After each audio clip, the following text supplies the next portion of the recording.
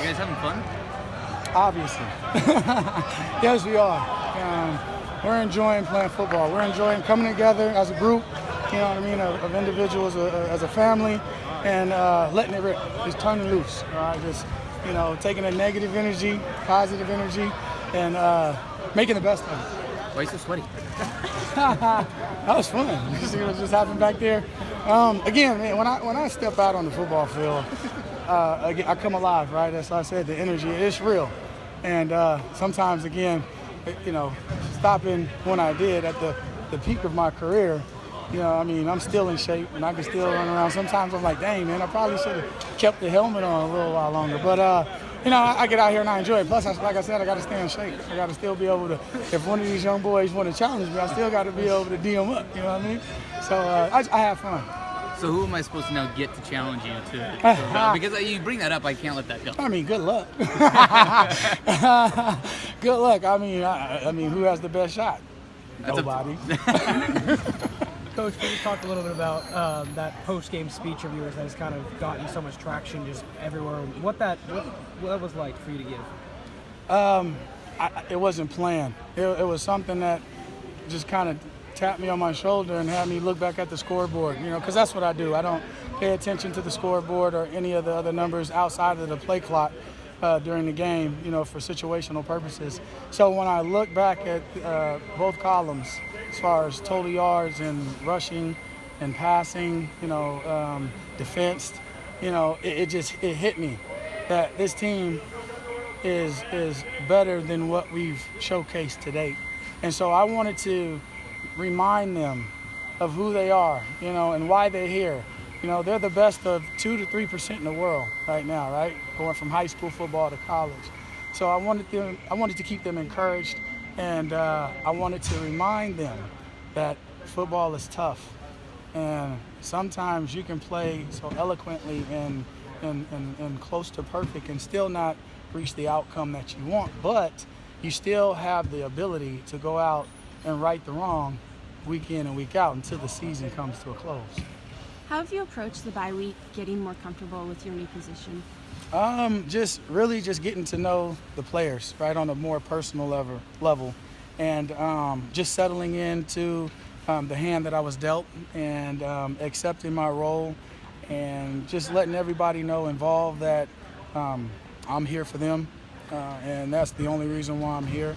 I have no ulterior motives, and really just wanting everybody to rest up mentally, rest up physically, get back to the love of football that they knew, you know, when they were in high school, little league, and just really just show them that I really am one of them, right? The for the players, by the players is genuine. And, you know, I know there's probably still a few still kind of hesitant looking back like, is he for real?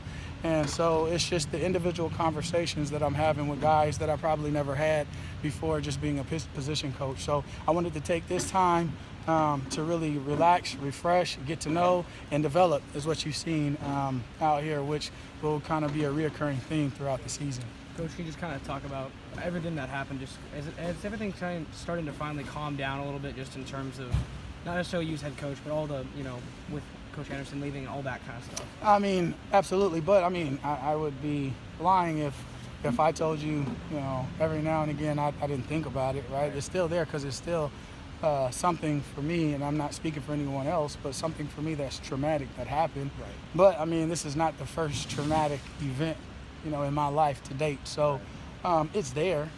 But, again, just as quick as it comes, the reminder comes, it leaves, you know, even quicker, because there's still a task at hand, and I'm up for the challenge of that. You mentioned last week that you really like those kind of old-style ground and pound teams. Stanford is the epitome of that. Yes. And how has this kind of bye week help you get ready for that for Stanford? Well, the thing is, we got to establish the run, and we got to make sure that we match tough on tough and be tougher. And this bye week has been that. And it doesn't have to always, like I said, just be physical, right? It's the mental gymnastics of it as well. And so, yes, Stanford, you know, they play the brand of ball that I know and love. And knowing and loving that brand of ball, I also know the mentality of the players and the coaches involved with it. The thing is, I have the same mentality. I'm the same fearless type guy. And if I could, like I said, I would be the 12th man, and I would put a helmet on, and I'd be hitting a tackle or a guard or a quarterback my doggone self. What did you kind of see from Stanford and their kind of, they kind of beat down Oregon last week from that film? What have you seen that they do really well in terms of just top to bottom? I mean, at Stanford, they play together, right? They play smart. They run the ball efficiently and effectively, and they control the time of possession. Again, their gap schemes, their zone, their stretch, they run it. I mean, that's who they are. You can tell that's their identity. That's what they do week in and week out. You know, they know it like the back of their hand. So you just go, like I said, you go into a game week like this and you know that Stanford's coming in here. You know that they're not going to change, but you know that there is a need for change, not very much, but some structural things that still need to change. And then you just work towards that, right? And then you give the athlete the confidence to go out and execute a game plan for 4 quarters long. And I think that's what you do moving forward and preparing for Stanford. How would the team responded to all this, would you say? To everything that has gone on past week or everything in the bye week, in what regards? Responded to first the trauma that you talked about, and then playing well and not winning the game, and then your speech, trying to challenge them to take the positives and move forward. How have they responded? And they get it. As a player, I know how to touch on the right nerves of other players. They get it, right? They understand that it is a tougher than you, better than you, beat you, do my 111, Coach Cook likes to say. And they understood that. They understood that the goal was to inflict pain. They understood that when they focused on that goal, games change, right? Now, like I said during that speech, change doesn't happen overnight. But when you speak and you constantly put that in the minds of warriors, eventually it'll go through kind of like the ripple effect, right? So it'll go from one, the right one, and it's infectious. It'll spread amongst the many. And before you know it, you saw this young defense. A lot of players played that people don't even know about. And that's what we were speaking of as far as development. Once it spreads, it's infectious. And once that becomes the norm or the identity, I'm telling you, whether I'm here or not, right? You better watch out. Just watch out. Having been a former NFL player, what kind of validity does that give you that maybe others that weren't players in the NFL give you with your players? Well, being a player and understanding the needs of players, they get it, right? Because I can talk about a certain situation, a certain feeling, right? I could describe a feeling of that first initial kickoff, when you're coming out there, you're getting lined up, and your pulse is dancing on your tongue, right? Your heart rate is dancing on your tongue. You got knots in your stomach, and then all you do is you let that out, and that fire comes out, and it's time to play. And once the ball kicks, there's no turning back. So I can paint that vivid picture to them, and I can describe a feeling that strikes a certain nerve. So being from the NFL, and then when I say that, and I give those speeches, you go look and you see how other NFL players are. That's the fraternity that I'm a part of, and they understand it and they respect that because a lot of them aspire, right, to reach that level. And they understand that it's only the top 1 or 2% in the world that can obtain or achieve that. But in describing those experiences, it's still about football, and it's just about football at the highest level. I tell them every practice should be like an all-star performance for you because that's what the NFL is, right? Those practices, that's why when a scuffle breaks out, you like that. You see scuffles break out in the NFL all the time. That lets you know that the player's invested, that I care. It's not that I don't have reverence for you. It's not that I don't love you as a teammate. It's that, it's business. And when we step on this field, this is our earth, right? This is a different world. And so when I speak to them like that, they understand it because when they're out here and those pads are popping, right, and they're sweating, I tell them now, I'm a coach.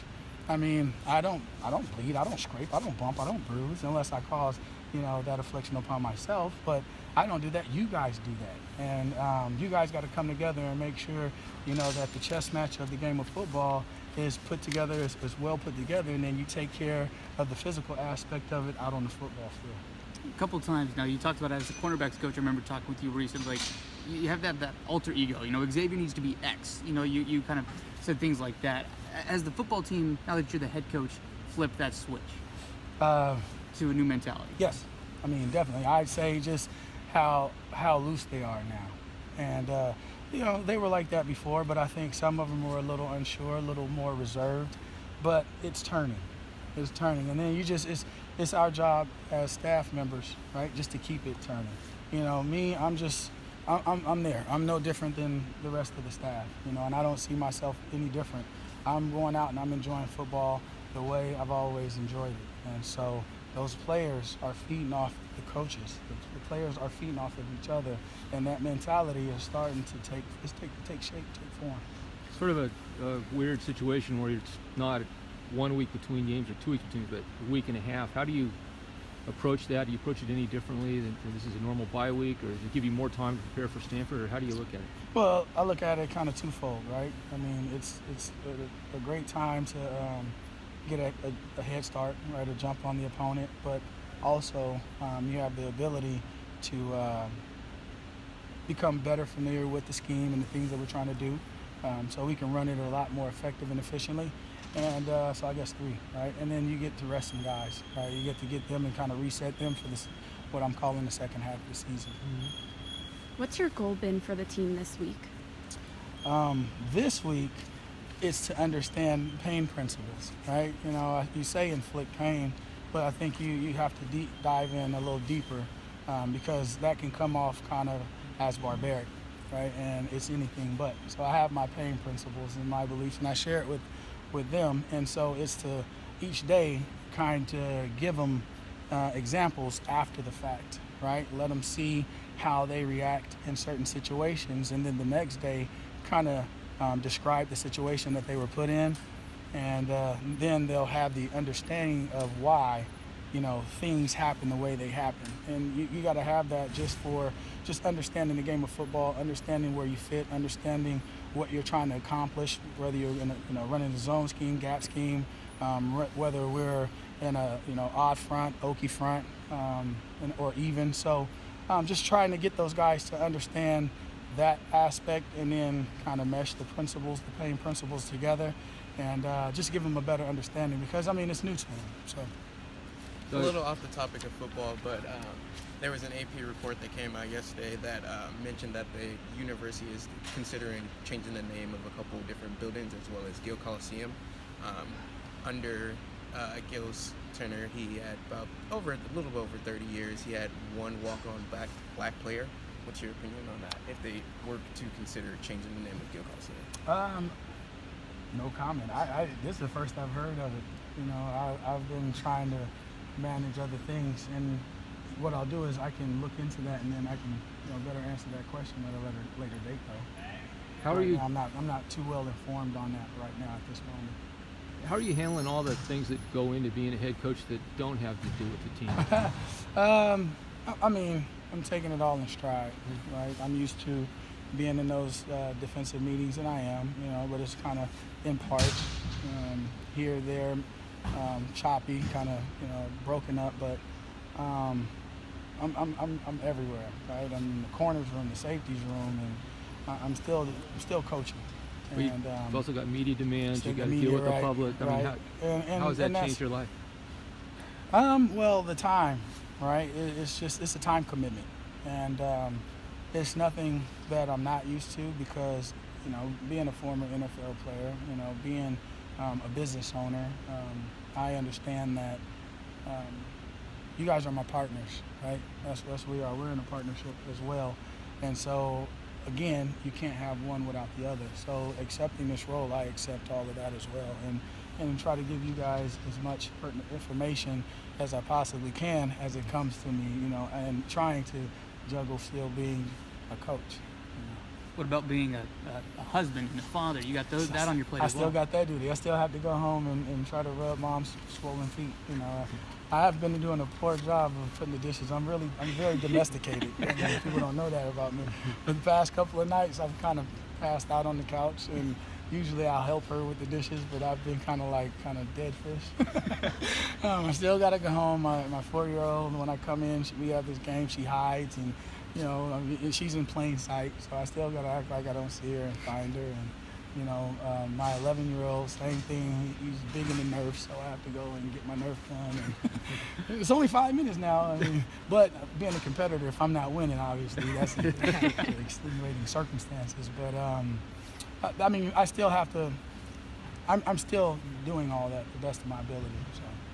Does your wife wake you up off the couch, or does she let you sleep there?